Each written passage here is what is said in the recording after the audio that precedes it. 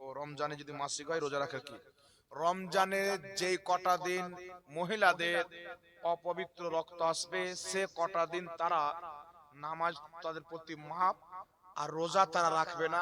পরে রোজার বাইরে অন্য মাসে পবিত্রতার অবস্থায় যটা রোজা ছুটবে তটা রোজা তারা রেখে নেবে। বুঝতে পারলেন?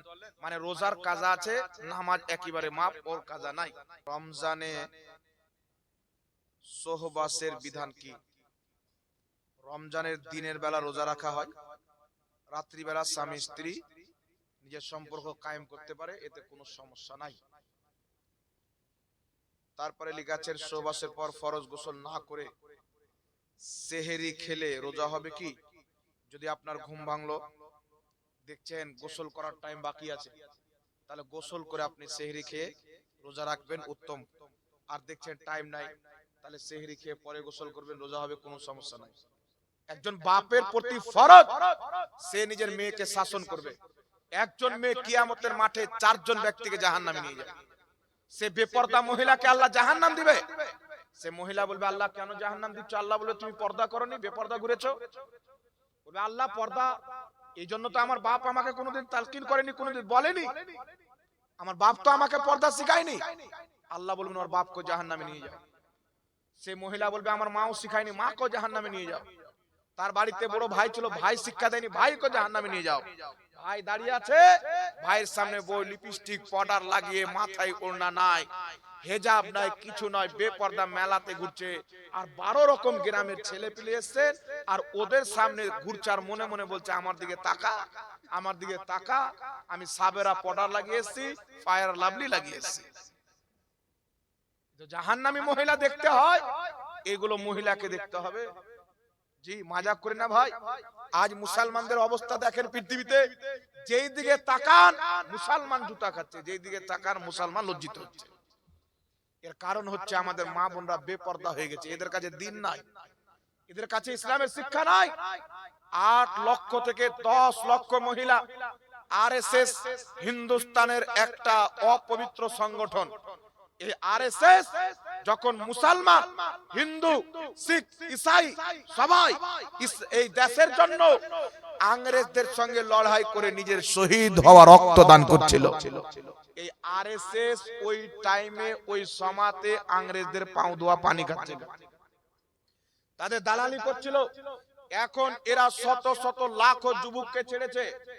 একজন মুসলিম মহিলাকে নিজের প্রেমে ফাঁসে তাকে যদি মুরতাদ করতে পারো, বিয়ে করে হিন্দু ধর্মে আনতে পারো, তাহলে টাকা ইনাম লেখা আছে, বাড়ি ইনাম লেখা আছে, গাড়ি পর্যন্ত দেওয়া হবে।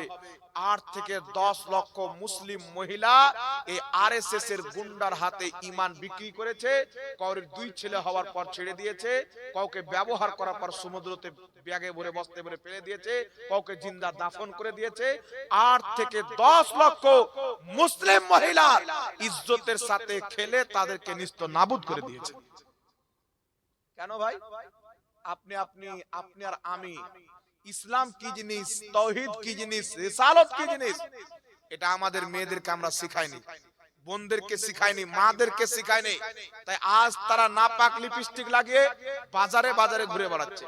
এখানে জালসা হয়েছে, আল্লাহ আল্লাহ রাসূলের কথা হবে, আর তুমি লিপস্টিক লাগিয়ে বাজারে ঘুরছো, পাউডার লাগিয়ে বাজারে ঘুরছো, তোমার মাথায় কাপড় নাই, তোমার চেহারা ঢাকা নাই। তোমার মতন মহিলা জাহান্নামে যাবে না তো আর কোথায় যাবে? ওর বাপও জাহান্নামে যাবে।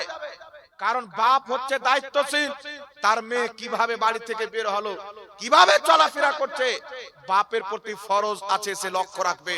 মায়ের প্রতি ফরজ আছে, সে লক্ষ্য রাখবে। যদি কোনো মহিলার মা চরিত্রহীন হয়, তাহলে সেই মহিলা কিন্তু কোনোদিন ভালো হবে না। মা খারাপ হলে বেটি খারাপ হবে, মা যদি ভালো হয় তো বেটি ভালো হবে।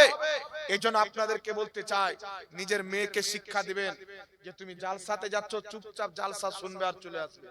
আর আমি জালসার কমিটিকে এটা নসিহত বলেন আর যা বলেন, আমি বলতে চাইবো যে জালসা উপলক্ষে যে মেলাগুলি বসছে, চামড়ার জুতা নিয়ে দোকানদারকে তাড়াবেন।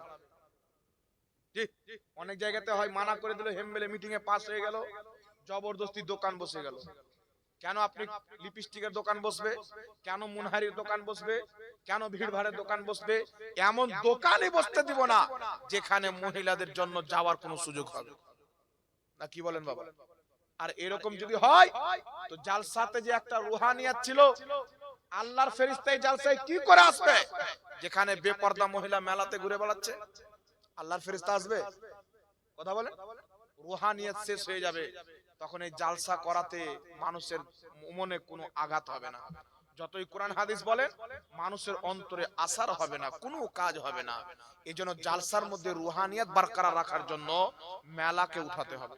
আপনি যদি মনে করেন হুজুর আমরা মেলা থেকে 50,000 টাকা তুলে নিচ্ছি, কোন হাদিসের কিতাবে আছে যে আপনি মেলা লাগিয়ে টাকা তুলে মাদ্রাসা চালান?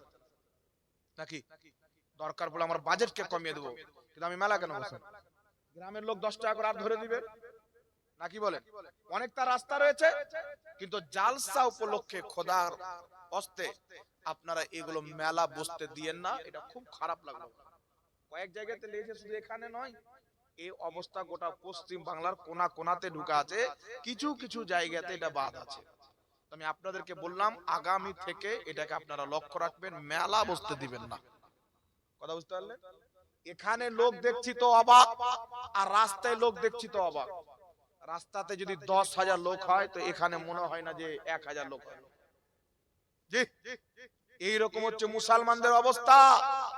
এখানে আল্লাহ আল্লাহ রাসূলের বাণী হবে, আর মেলাতে আমাদের যুবক যুবতীরা মানুষরা সব আড্ডাবাজি করবে, ঘোরাঘুরি করবে, তাকাতাকি করবে।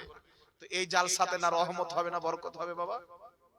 এই জন্য আল্লাহ আমাদেরকে বুঝার তৌফিক দান করুক। সকলে বলুন আল্লাহুম্মা আমিন।